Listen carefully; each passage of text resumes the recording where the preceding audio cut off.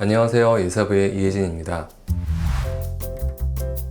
그렇게 많지는 않아요. 환자분들의 가장 관심사는 낮은 걸 높이는 거예요. 나머지 부분에 그렇게 생각보다 관심이 많지는 않은데, 재수술 같은 경우는 환자분이 특정 부분을 마음에 안 들어해서 이 부분을 딱 고치고 싶다 이렇게 얘기하는 경우도 있거든요. 그런 경우에는 내가 비주가 너무 나왔다, 비주가 너무 들어갔다, 그거를 좀 개선해 달라 라고 좀 더 구체적으로 얘기하는 사례들이 많이 있어요.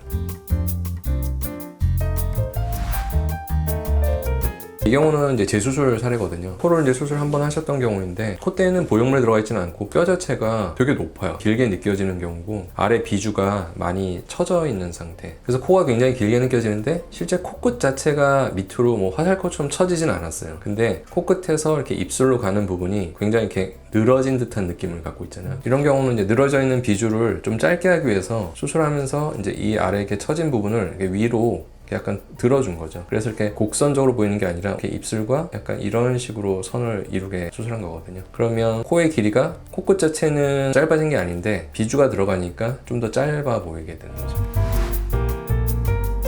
화살코는 이 비주 부분이 내려왔다기보다는 코끝이 이렇게 약간 내려온 거죠. 비순각 자체가 처져서 코끝이 아래로 내려온 거고, 이런 타입은 중간이 오히려 이렇게 내려온 거죠. 그래서 정면에서 봤을 때는 코가 둘 다 좀 길어 보일 수 있어요. 근데 이제 각도가 좀 처진 각도냐, 아니면 각도 자체는 처지지 않았는데 길어 보이냐, 그런 문제가 되는 거죠. 화살코도 사실 수술 방법은 좀 비슷하거든요. 비슷하지만 이제 화살코는 각도를 좀 들어주는 데 초점이 있는 거고, 중간에 비주가 처진 분들은 각도를 드는 것보다는 비주의 그 연골을 비중격 쪽으로 좀 더 가까이 이동시키는 게 이제 핵심이 되는 거고.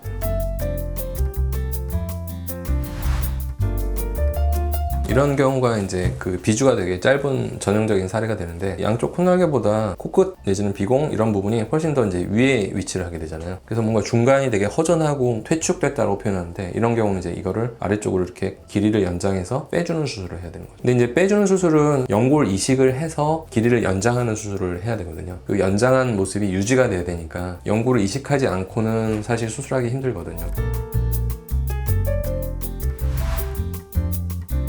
비주가 어차피 퇴축된 사람들은 비중격 자체가 짧아서 쓸 수 있는 비중격이 많지가 않아요. 그러니까 비중격을 쓸 수 있는 경우는 좀 적고, 심하면 귀연골로 충분히 연장하기 힘든 경우가 있기 때문에 그런 경우는 뇌연골로 쓰는 게 좋고, 심하게 퇴축되지 않았다 그러면 귀연골로도 길이 연장을 충분히 해줄 수 있고.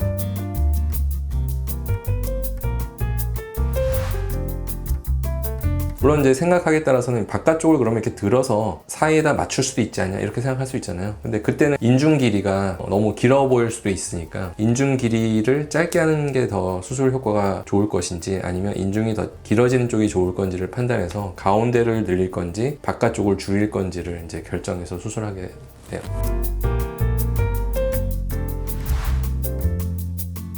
들창코는 아까 그 화살코처럼 각도가 일단 좀 들린 거죠. 그러니까 짧다, 그 다음에 이제 코끝이 어떻게 보면 이렇게 들려서 비순각 자체가 큰 경우를 이제 우리가 들창코라고 얘기를 하고, 각도 자체는 사실 들리지 않아도 비주만 안으로 이렇게 쏙 말려 들어가는 사람들이 있거든요. 그런 경우는 들창코는 아니고 각도보다는 길이를 연장해 줘야 됩니다. 오늘은 비주의 문제에 대해서 알아봤는데요. 들창코라든지 화살코라고 이렇게 뭐 생각해서 짧거나 길다고 생각하는 경우에, 실제는 들창코나 화살코가 아니라 단지 비주가 좀 들어가거나 비주가 나와서 생긴 문제일 수 있으니까, 어떤 부분이 정확한 문제인지는 상담을 통해서 한번 알아보시고 그거에 대한 치료법도 생각해 보시는 게 좋을 것 같습니다. 감사합니다.